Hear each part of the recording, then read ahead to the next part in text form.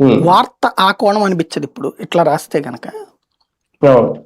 తాగి తందనాలు ఆడుతున్నారు అన్నటువంటిది, అంటే తాగడం అనేటటువంటిది గొప్పగా ఫీల్ అయిపోతే జనం ఎట్లాగా, మనం పేపర్లో ఉమ్, రాసే దాన్ని బట్టి ఉంటుంది అది. ఎంకరేజ్మెంట్, అవును. డిస్కరేజ్మెంట్.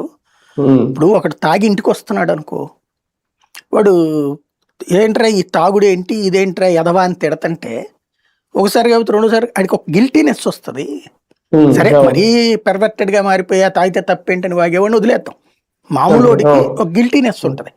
ఉమ్, అదే తాగితే అబ్బా కొట్టావా అన్న రా మనం కూడా తాగుదాం పా అన్నాం అనుకో, వాడికి ఎంకరేజ్మెంట్ వస్తుంది. ఉమ్, ఏం బ్రాండ్ వేసావురా మరి నాకు కూడా తేబోయావా అన్నాం అనుకో, ఎంకరేజ్మెంట్ వస్తుంది. అవును. ఆ ఎంకరేజ్మెంట్ చెయ్యకుండా ఉండటం మీడియా బాధ్యత అని చెప్పారు అప్పుడు. ఉమ్, నేను ఆ కోణంలోనే రాశాను సార్ అని చెప్పేసి మళ్ళీ ఇంకో 2 ముక్కలు పదాలు యాడ్ చేసి మరి ఇచ్చాను స్టోరీ.